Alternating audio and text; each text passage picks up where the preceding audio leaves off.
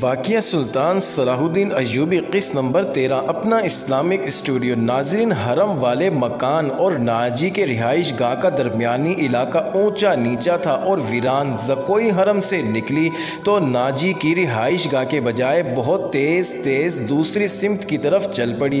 ادھر ایک پگڈنڈی بھی تھی لیکن زکوئی ذرا اس سے دور جا رہی تھی۔ زکوئی سے 15-20 قدم دور ایک سیاہ سایہ بھی چلا جا رہا تھا۔ وہ کوئی انسان ہو سکتا تھا لیکن سیاہ لبادے میں لپٹے ہونے کی وجہ سے کوئی بھوت ہی لگ رہا تھا۔ زکوئی کی رفتار تیز ہوئی تو اس بھوت نے بھی اپنی رفتار اور تیز کر دی۔ آگے گھنی جھاڑیاں تھی، زکوئی ان میں روپوش ہوئی۔ سیاہ بھوت بھی جھاڑیوں سے روپوش ہو گیا۔ وہاں سے کوئی 250-300 گز دور سلطان صلاح الدین ایوبی کی رہائش گاہ تھی جس کے ارد گرد فوج کے اعلیٰ رتبوں کے افراد رہتے ہیں۔ زکوئی کا رخ ادھر ہی تھا۔ وہ جھاڑیوں سے نکلی ہی تھی کہ بائیں طرف سے سیاہ بھوت اٹھا۔ چاندنی بڑی صاف تھی لیکن پھر بھی اس کا چہرہ نظر نہیں آ رہا تھا، اس کے پاؤں کی آہٹ بھی نہیں تھی۔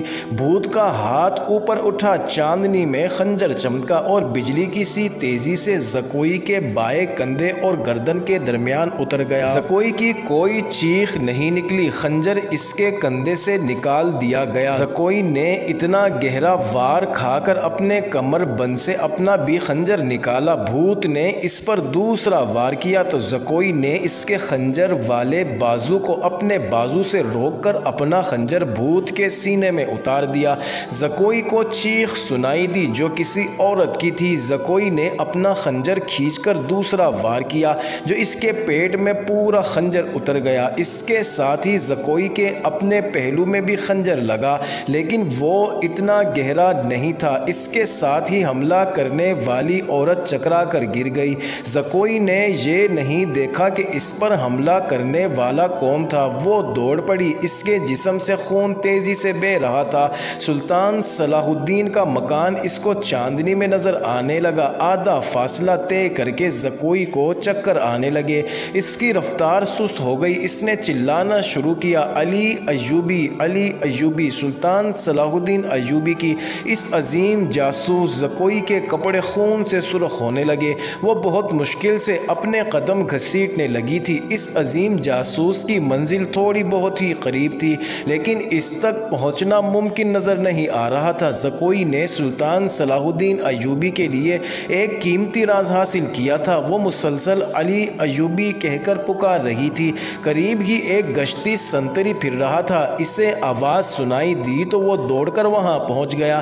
زکوئی اس پر گر پڑی اور کہا، مجھے امیر مصر سلطان صلاح الدین ایوبی کے پاس پہنچا دو، جلدی، بہت جلدی۔ سنتری نے جب اس کا خون دیکھا تو اس کو پیٹھ پر لاد کر دوڑ پڑا۔ سلطان صلاح الدین ایوبی اپنے کمرے میں بیٹھا علی بن سفیان سے رپورٹ لے رہا تھا۔ اس کے 2 نائب بھی موجود تھے۔ یہ رپورٹیں کچھ اچھی نہیں تھی۔ علی بن سفیان نے بغاوت کے خدشے کا اظہار کیا تھا جس پر غور ہو رہا تھا۔ اتنے میں دربان دوڑتا ہوا آیا کہ ایک سپاہی ایک زخمی لڑکی کو اٹھائے باہر کھڑا ہے، کہتا ہے یہ لڑکی امیر مصر سے ملنا چاہتی ہے۔ یہ سنتے ہی علی بن سفیان کمان سے نکلے ہوئے تیر کی طرح باہر دوڑا۔ سلطان صلاح الدین ایوبی نے بھی جب یہ الفاظ سنے تو وہ بھی علی کے پیچھے دوڑا۔ اتنے میں لڑکی کو اندر لایا گیا۔ سلطان صلاح الدین ایوبی نے چیخ کر کہا، طبیب اور جراح کو جلدی سے بلاؤ۔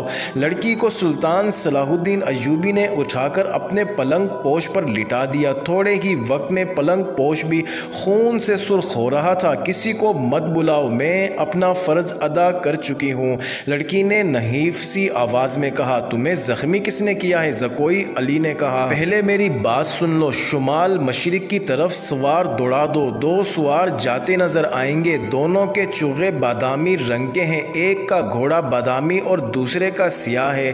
وہ تاجر لگتے ہیں، ان کے پاس سالار ناجی کا تحریری پیغام ہے جو عیسائی بادشاہ فرینک کو بھیجا گیا ہے۔ ناجی کی یہ سوڈانی فوج بغاوت کرے گی، مجھے اور کچھ نہیں معلوم۔ سلطان، آپ کی سلطنت خطرے میں ہے۔ ان 2 سواروں کو راستے میں ہی پکڑ لو، تفصیل ان کے پاس ہے۔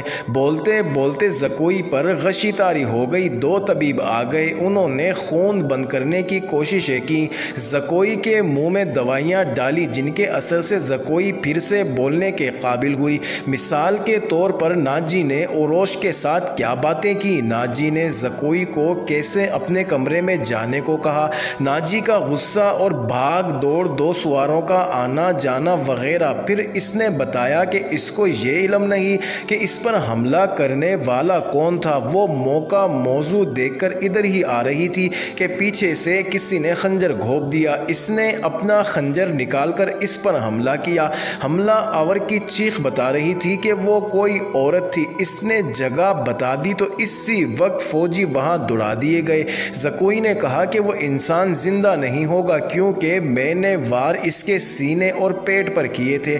زکوئی کا خون نہیں رک رہا تھا، زیادہ تر خون پہلے بہہ گیا تھا۔ سلطان صلاح الدین کا یہ جاسوس اپنی آخری سانسیں لے رہا تھا۔ اپنے فرض پر اپنی زندگی قربان ہو رہی تھی۔ زکوئی نے امیر مصر سلطان صلاح الدین کا ہاتھ پکڑا اور چوم کر کہا، مجھ سے زیادہ کوئی نہیں بتا سکتا کہ سلطان ایوبی کا ایمان کتنا پختہ ہے۔ پھر اس نے علی بن سفیان سے کہا، علی، میں نے کوتاہی تو نہیں کی، آپ نے جو فرض دیا تھا وہ میں نے پورا کر دیا، تم نے اس سے زیادہ پورا کیا ہے۔ ہمارے تو وہم و گمان میں بھی نہیں تھا کہ ناجی اتنی خطرناک حد تک کارروائی کر سکتا ہے اور تمہیں جان کی قربانی دینی پڑے گی۔ میں نے تم کو صرف مخبری کے لیے وہاں بھیجا تھا۔ علی بن سفیان نے کہا، اے کاش میں مسلمان ہوتی۔ زکوئی نے کہا، اس کے آنسو نکل آئے، میرے اس کام کا جو بھی معاوضہ بنتا ہے وہ میرے اندھے باپ اور سدا بیمار ماں کو دے دینا،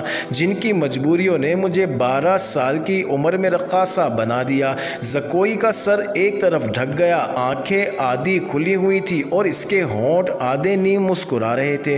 طبیب نے نبض پر ہاتھ رکھا اور سلطان کی طرف دیکھ کر سر ہلا دیا۔ زکوئی کی روح اس کے زخمی جسم سے آزاد ہوئی تھی۔ ایک غیر مسلم نے اسلام کی عظمت اور سلطان سے وفاداری کی خاطر جان قربان کر دی۔ سلطان صلاح الدین نے کہا، یہ کسی بھی مذہب سے تھی، زکوئی کو پورے اعزاز کے ساتھ دفن کرو، اس نے اسلام ہی کے لیے جان قربان کی ہے، اگرچہ یہ ہمیں دھوکہ بھی دے سکتی تھی۔ دربان نے اندر آ کر کہا کہ باہر ایک عورت کی لاش آ گئی ہے۔ جا کر دیکھا گیا تو وہ ایک ادھیڑ عمر عورت کی لاش تھی، جائے وقوع سے 2 خنجر ملے تھے۔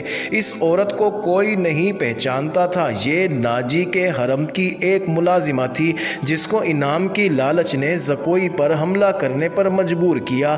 رات کو ہی زکوئی کو فوجی اعزاز کے ساتھ سپرد خاک کیا گیا اور ملازمہ کی لاش گھڑا کھود کر دفنا دی گئی۔ دونوں کو نہایت خفیہ انداز سے دفنا دیا گیا۔ جب تدفین ہو رہی تھی تو سلطان صلاح الدین نے نہایت اعلیٰ قسم کے 8 جوان گھوڑے منگوائے۔ 8 جوان منگوائے گئے۔ ان کو علی بن سفیان کی کمان میں ناجی کے ان 2 گھڑ سواروں کے پیچھے دوڑا دیا گیا جو ناجی کا تحریری پیغام عیسائی بادشاہ کو پہنچا رہے تھے۔ معزز ناظرین، یہ انٹرسٹنگ ویڈیو جاری ہے، اگلی ویڈیو قسط نمبر 14 میں دیکھنا مت بھولیے گا۔